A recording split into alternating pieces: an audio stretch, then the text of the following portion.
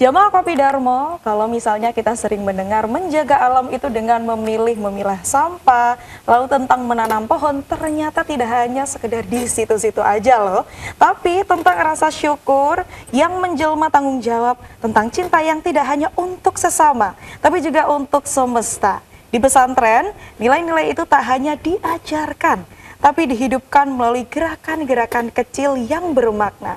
Sore hari ini kita akan menyelami bersama tentang bagaimana sih santri ikut menjaga bumi melalui tema kita di sore hari ini, yaitu Eko Pesantren bersama santri menjaga bumi di Kopi Darmo, Kopdar bareng orang-orang pintar.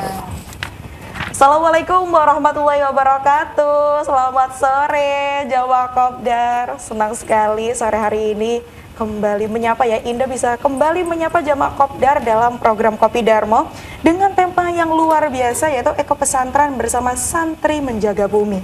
Sebelum Indah kenalkan narasumber yang sudah hadir di studio, Indah mau tanya, apakah di rumah ini jamaah Kopdar sering menyiram tanaman? Atau mungkin ada yang, aduh nggak sempet nih, nggak ada waktunya. Kalau misalnya nggak sempat merawat tanaman, misalnya kalau kita punya sampah sudah dibuang di tempat sampah atau masih dibuang sembarangan, atau ada yang sudah memilih sampah dan dikelola di rumahnya. Wah ini ya, ini akan menjadi pertanyaan menarik dan pembahasan kita di sore hari ini bersama dengan Profesor Dr. Haja Ilvi Nurdiana MSI CAM CRMP selaku Wakil Rektor UIN Maulana Malik Ibrahim Malang dan Ustadz Burhanul Ahmad Holis, Koordinator Eko Pesantren Pondok Pesantren Al Yasini. Assalamualaikum Bu Ilvi. Waalaikumsalam. Ini pink ya, wajahnya juga sangat-sangat ini ya. Iya, ini sebagai simbol bahwa kita harus terus selalu ceria, cerah menghadapi gitu ya, semua persoalan. Iya, ini ngomong-ngomong soal happy, tadi saya agak suntuk sedikit gitu ya, tapi ngelihat, wah ini cerah ceria sekali Bu Ilvi, saya jadi ikut happy gitu ya bawaannya. Ini habis dari mana Bu Ilvi? Saya tadi dari kampus, dari UIN, ya dari UIN Malang ke sini setelah kegiatan di kampus, terus menuju ke sini dengan semangat, untuk berbagi dengan para santri. Kalau bisa nanti berkolaborasi dengan para santri atau pesantren-pesantren. Masya Allah, begitu ya, semangat luar biasa dibawa oleh Bu Ilvi. Tentunya di sampingnya, kalau ini ada yang cantik-cantik, di sampingnya juga ada ustadznya ini.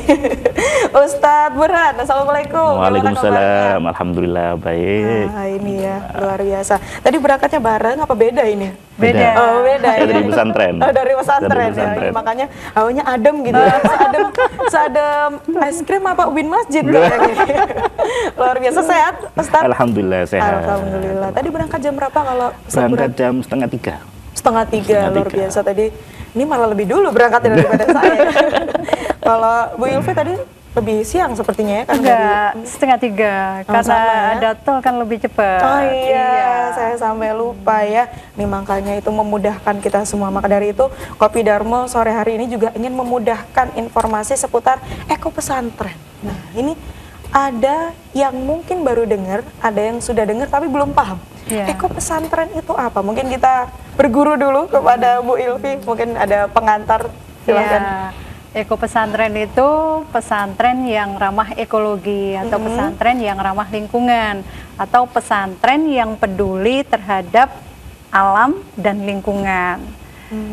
Apakah semua pesantren sudah ramah ekologi, sudah ramah lingkungan? Nah, kita perlu jawaban-jawaban itu dan perlu kira-kira nanti semuanya pesantren semuanya ramah lingkungan. Kira-kira cita-cita kita nanti seperti itu. Seperti itu. Jadi memang harus digagas seperti itu ya. Jadi kenapa ekologi, kenapa pesantren harus ramah lingkungan? Kenapa kira-kira? Wah, itu ada jawaban yang harus kita kupas bersama di sore hari ini ya. Wah, ini. Jadi kenapa sih pesantren, kenapa sih ekologi gitu ya? Kenapa harus ya, karena kita ini hidup menyatu dengan alam.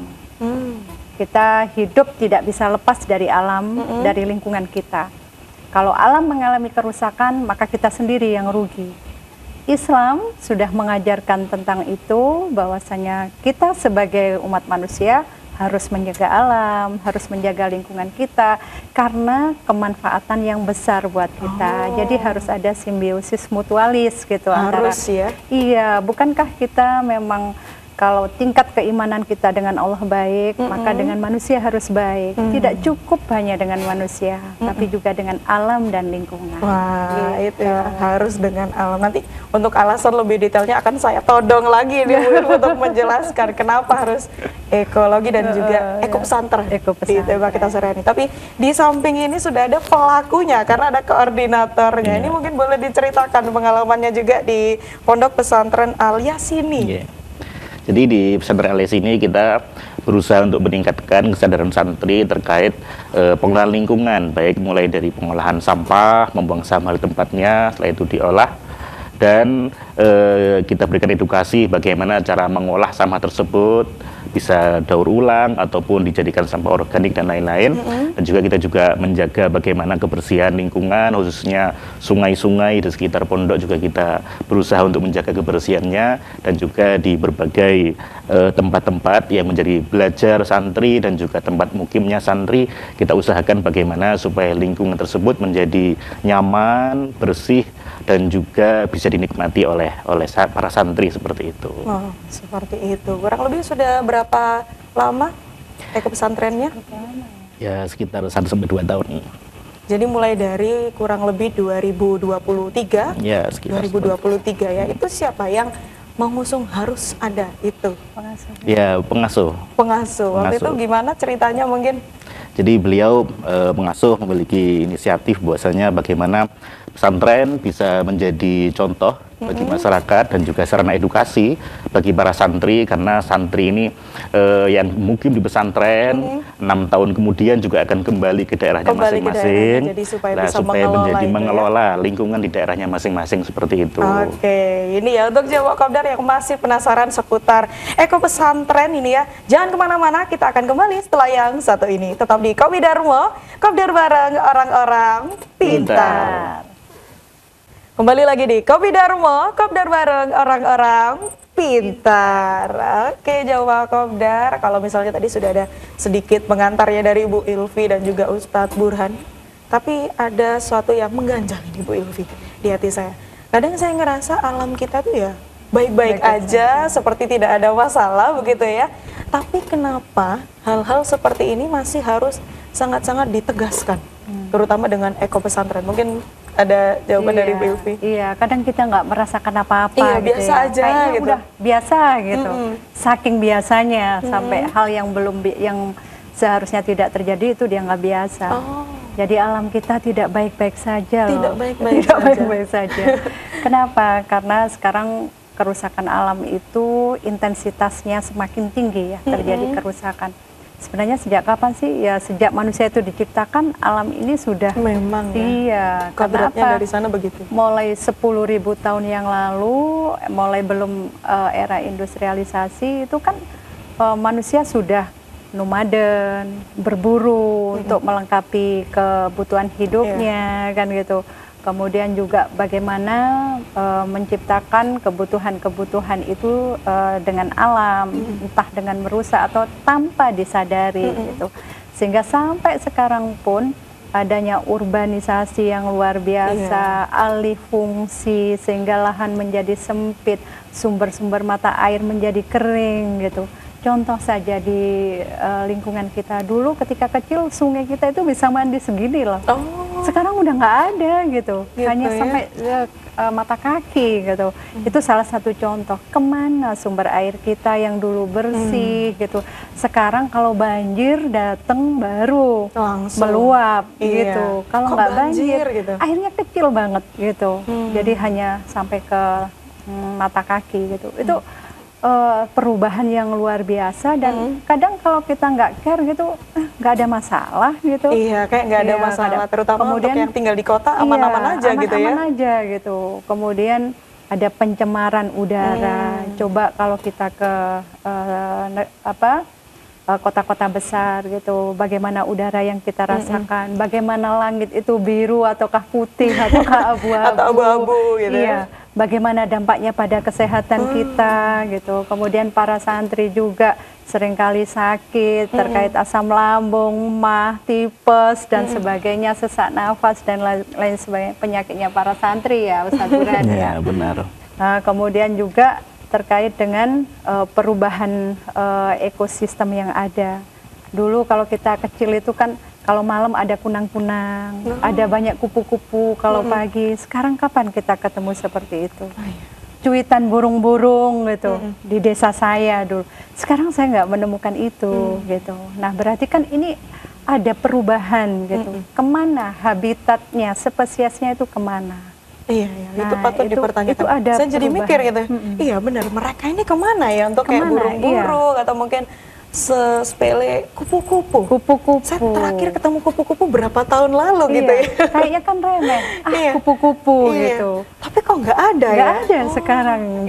Jarang sekali gitu. Paling 1 tahun kita melihat kupu-kupu 1 kali. Iya, malah saya 1 tahun terakhir nggak ngeliat kupu-kupu. Nggak ngeliat kupu-kupu sama sekali. Itu hal kecil ya. Iya, kecuali di handphone ya. Saya ketemu kupu-kupu. Oh, di handphone. Tapi kalau di dunia nyata nggak ketemu. Di dunia nyata nggak ketemu. Tapi Bu Elvi, dengan tema kita Eko Pesantren, kenapa harus pesantren? Iya. Jadi kenapa harus pesantren itu? Karena pesantren itu kan dihuni oleh ribuan santri. Bahkan ada satu pesantren yang santrinya itu sampai 30.000. Iya, hidup 24 jam. Bisa bayangkan bagaimana sampahnya. Apalagi kalau makan nggak pakai piring, tapi pakai kertas minyak. Nah, pakai yang sekali berapa pakai ribu? Gitu. 3 kali makan kali 20.000, 30.000 gitu. Belum minum yang pakai plastik, pakai sedotan. Berapa numpuknya kita bisa bayangkan. Itu baru limbah sampah organik dan non-organiknya. Bagaimana limbah manusianya?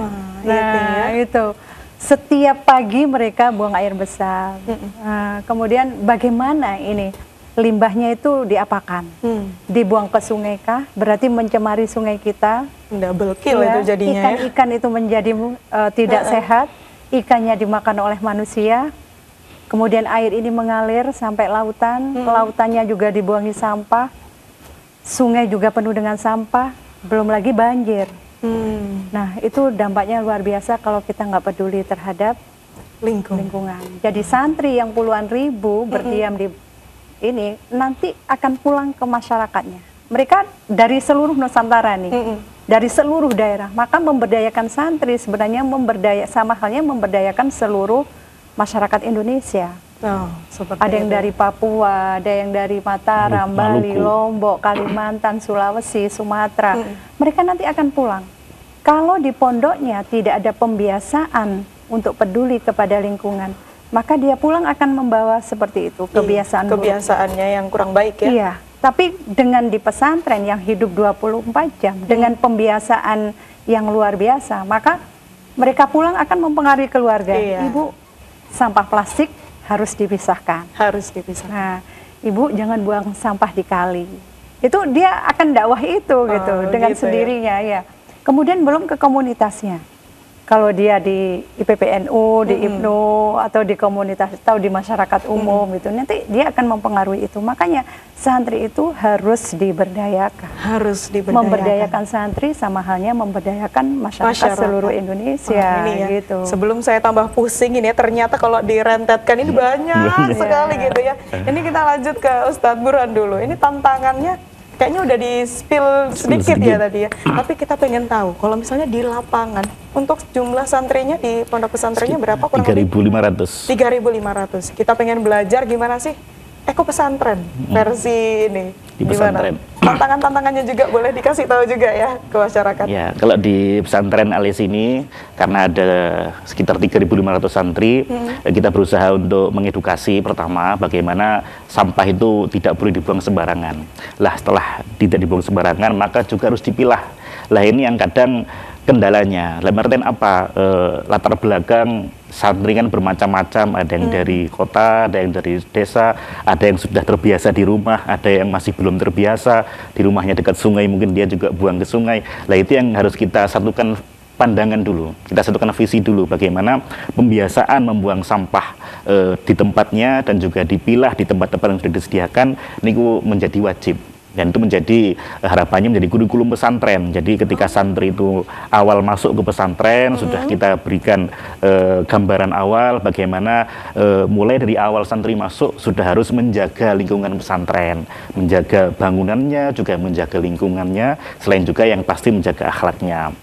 Nah, seringkali masalah pemilihan sampah ini juga perlu berkali-kali untuk diedukasi, dan juga kita berikan gambaran bagaimana ketika sampah plastik itu dibuang begitu saja, dia bisa bertahan mungkin lebih dari 100 tahun mungkin, karena dia tidak bisa menjadi kompos, beda dengan sampah daun. Kalau sampah daun bisa jadi kompos.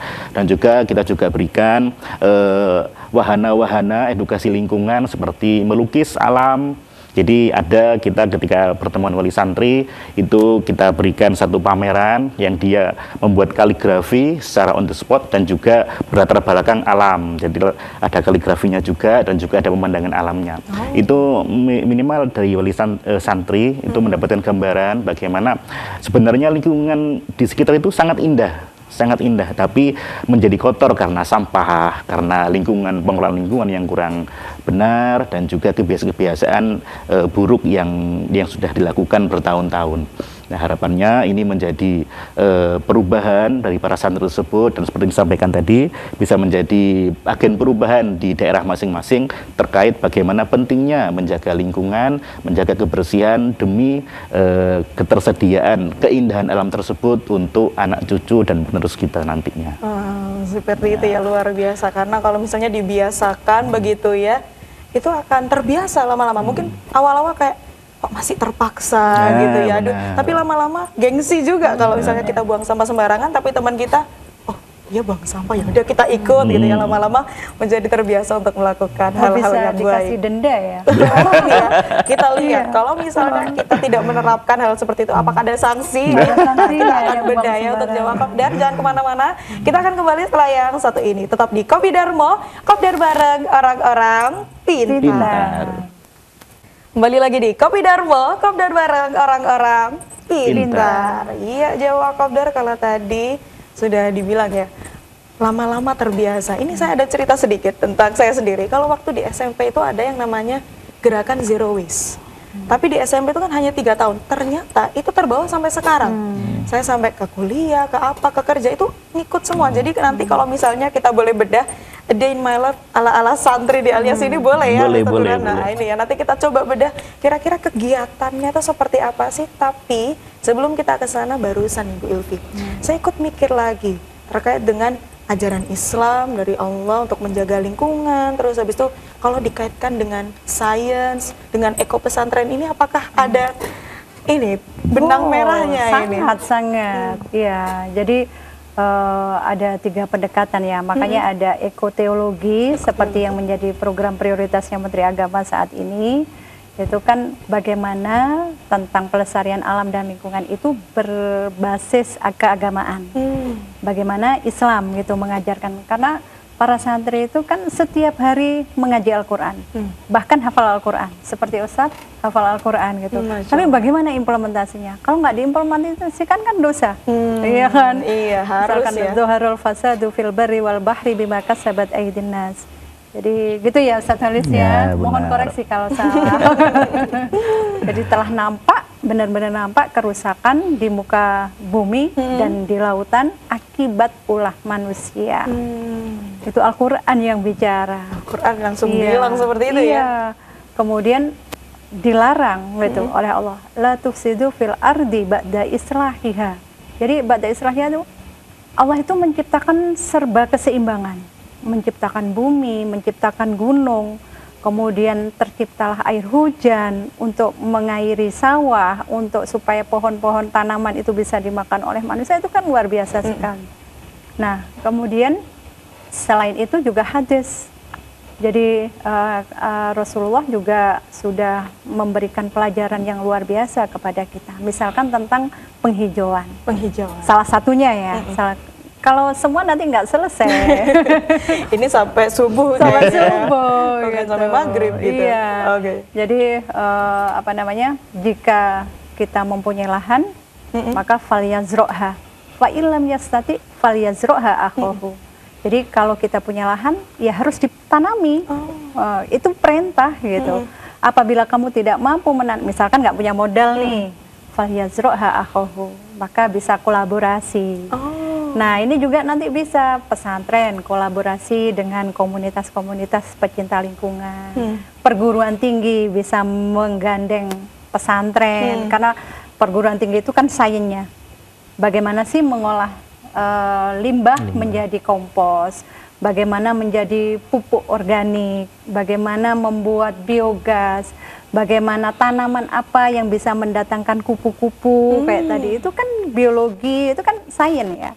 Jadi dari kampus nanti yang pendekatan sainsnya, dari pesantren nanti yang punya santrinya, punya ya yang punya dalil-dalil gitu. Bahkan gitu ya. iya, kita boleh memanfaatkan alam. Jadi karena kita sebagai khalifah fil ard ya, jadi boleh melalui 3 hal. Al-intifa, kita boleh memanfaatkan, sangat-sangat boleh, karena itu disiapkan untuk kemaslahatan manusia. Itu al-intifa. Kemudian al-i'tibar, jadi itu sebagai pelajaran bagi manusia bahwa betapa tiba-tiba saja hujan datang, kita nggak pernah mikir dong, kenapa Tuhan menciptakan hujan dan bagaimana caranya. Oh iya, kadang kita taunya hujan gitu iya, aja kok ya. hujan, aduh kenapa sih hujan. Iya, kenapa gitu. hujan, malah pertanyaan itu yang keluar ya. Itu. Nah, seharusnya kita berpikir itu al-i'tibar. Nah, selain al-intifa, jangan al-intifa saja, tapi al-i'tibar, menambah keimanan kita. Keimanan. Ya Allah, betapa Allah menciptakan hujan itu dari air yang ada di daratan, kemudian naik gitu ya, kemudian turun menjadi serpian-serpian air, kemudian mengalir di celah. Itu diterangkan dalam Al-Quran. Masya Allah. Itu kan menambah keimanan kita. Iya.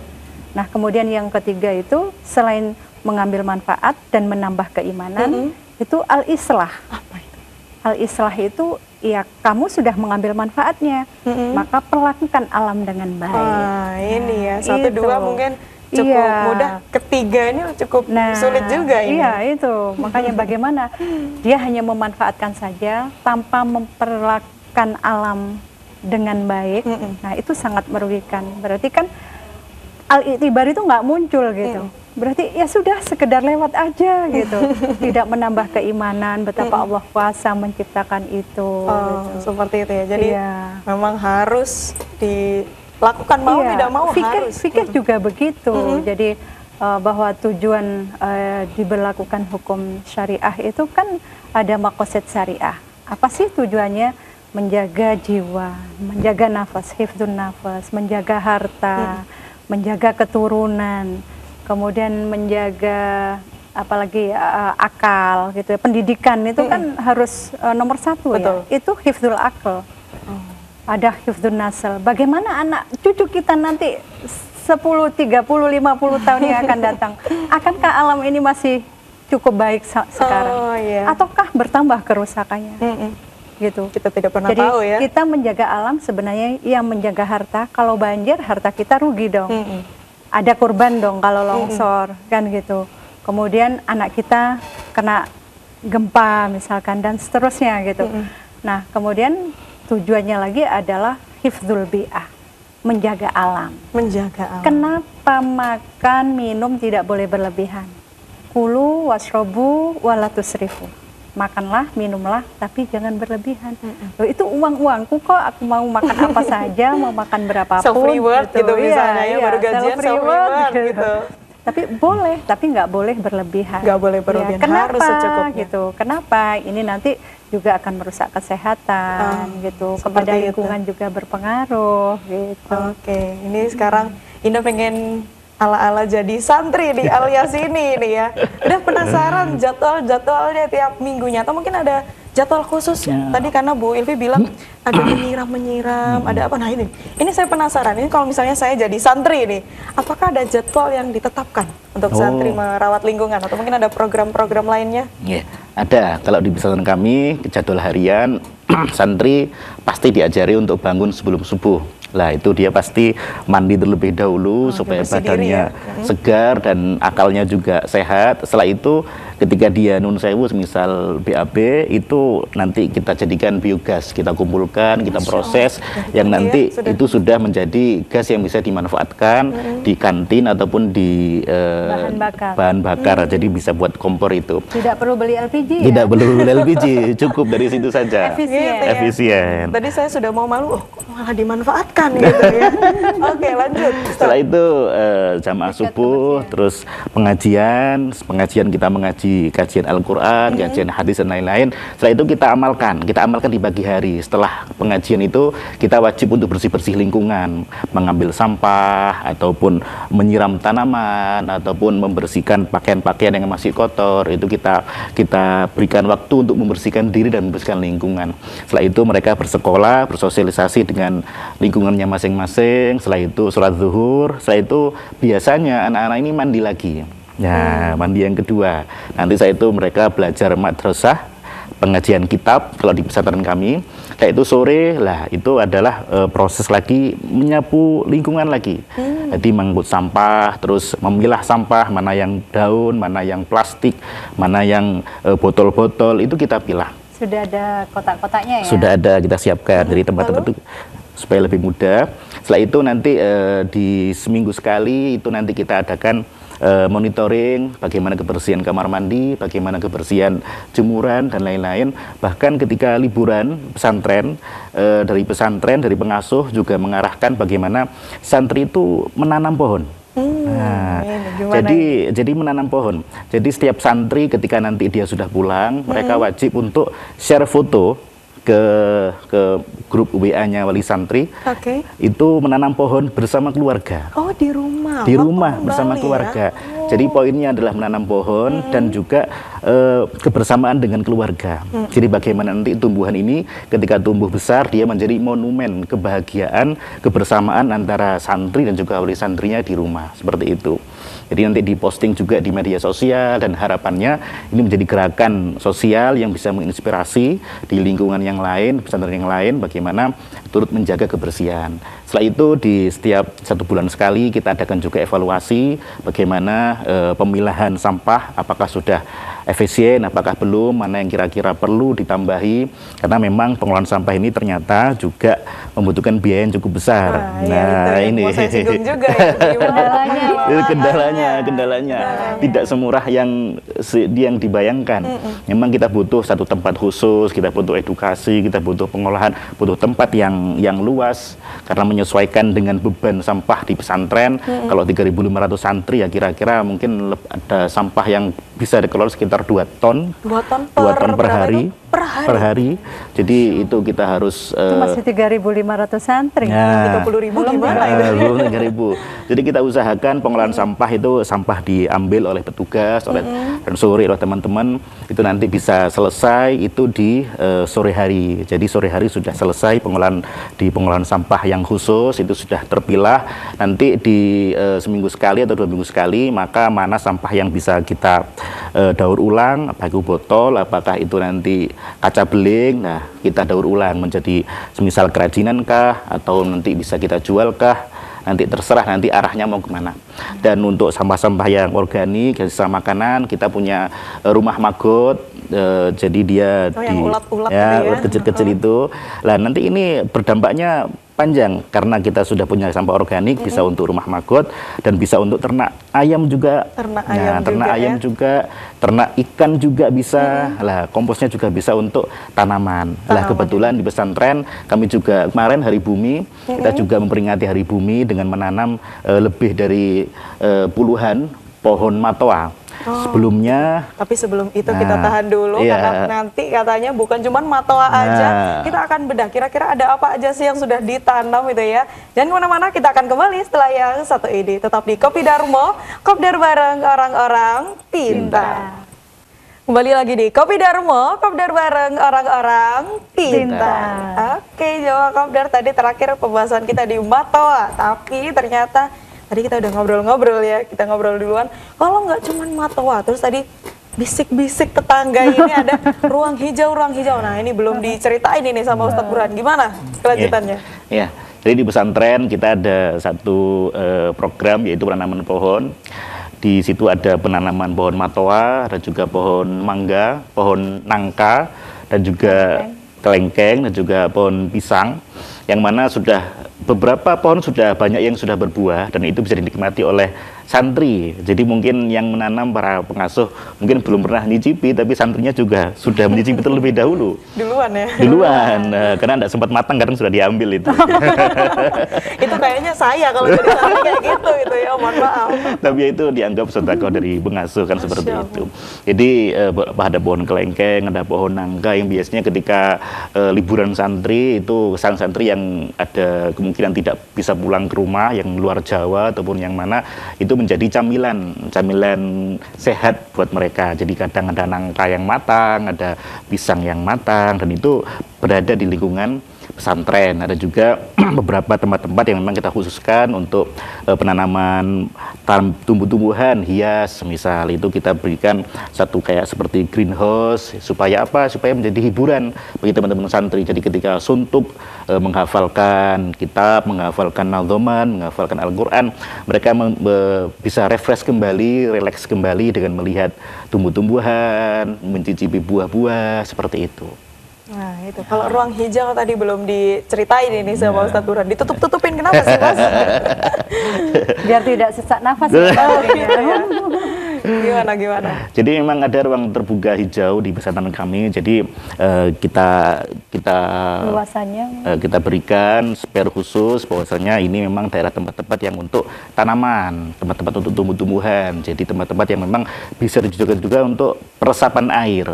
Jadi ketika air hujan itu supaya untuk mengurangi dampak longsor dan lain-lain, kita biarkan terbuka supaya air tersebut bisa diresap oleh tanah dan juga ada tumbuh-tumbuhan. Jadi beberapa juga ada ruang-ruang terbuka yang memang kita khususkan untuk edukasi peternakan, semisal untuk perikanan, ada ternak ikan lele, ada peternakan ayam, bebek, unggas dan lain-lain.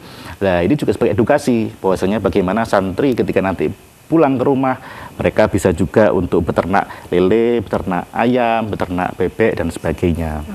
Gitu ya. Jadi kalau nyantri di sini bukan cuma belajar ilmu agama, tapi belajar apa kamu di pesantren, bisa ditanyain ya. Jadi juga memang itu sampah gitu. Jadi di pesantren itu kan mensinergikan antara ajaran Islam dengan sains, itu pertama.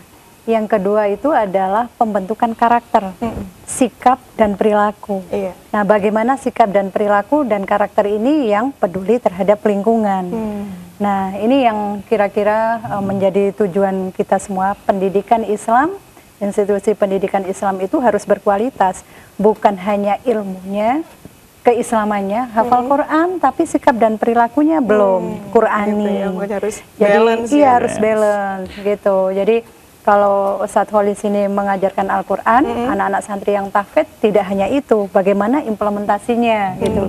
Jadi sikap dan perilaku karakter itu dibangun melalui pembiasaan di pesantren. Gitu. Jadi boleh memberikan sanksi pada santri yang buang sampah sembarangan.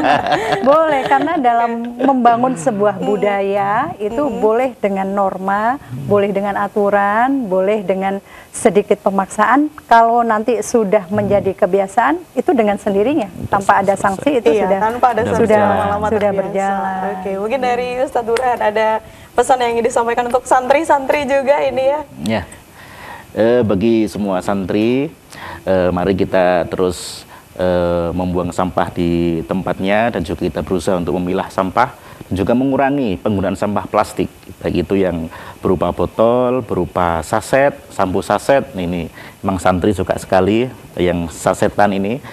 Bisa mungkin dikurangi. Kenapa? Karena sampah plastik tersebut tidak mudah untuk dikomposisi, tidak mudah hancur. Mereka bisa bertahan mungkin puluhan tahun, bahkan ratusan tahun. Jadi mari kita terus berusaha untuk mengelola lingkungan kita. Demi apa? Demi lingkungan kita yang lebih baik, dan kita mewariskan lingkungan yang baik, pemandangan yang indah kita usahakan bagaimana anak cucu kita juga bisa menikmati hal tersebut, bisa menikmati air bersih, menikmati sumber air bersih, menikmati sungai yang dulu menjadi wahana bermain anak-anak. Nah, sekarang seakan-akan menjadi tempat sampah besar. Nah, itu yang harus kita jaga, bagaimana kita memiliki tempat bermain yang murah, yaitu di sungai di sekitar kita. Karena dengan sungai yang menjadi wahana bermain, anak-anak semakin rileks, semakin bisa bermain dimanapun tanpa mengeluarkan banyak biaya, karena sungai-sungainya bersih, lingkungannya juga bersih.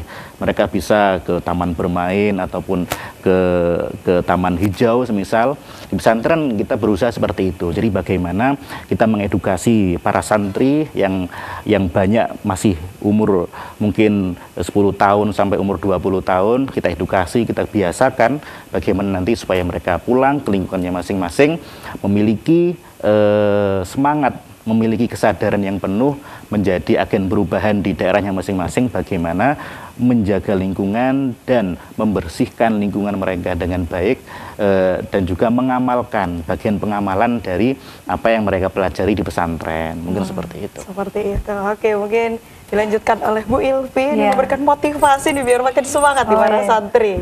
Mungkin untuk membangun sebuah kebiasaan atau budaya agar ramah lingkungan itu ada 5R. 5R. Kalau di kampus itu ada 5R. Biar lengkap gitu ya. Ada refuse, menolak sampah plastik. Menolak sama sekali, tidak boleh menggunakan sampah plastik. Kalau itu tidak memungkinkan, gitu, reduce, mengurangi. Misalkan kalau biasanya makan pakai kertas minyak, sekarang ganti dong pakai piring seng ala zaman dulu gitu. Nah, kalau itu mengurangi. Kalau kemudian reuse, menggunakan kembali. Sampah plastik kita pakai untuk keterampilan santri gitu ya, dipakai untuk hiasan dinding atau tas atau apalah gitu. Atau yang keempat, recycle, daur ulang. Tadi sudah dilakukan oleh pesantren Al Yasini. Limbah manusianya untuk biogas. Kemudian sampah-sampahnya itu didaur ulang, bisa menjadi pupuk organik.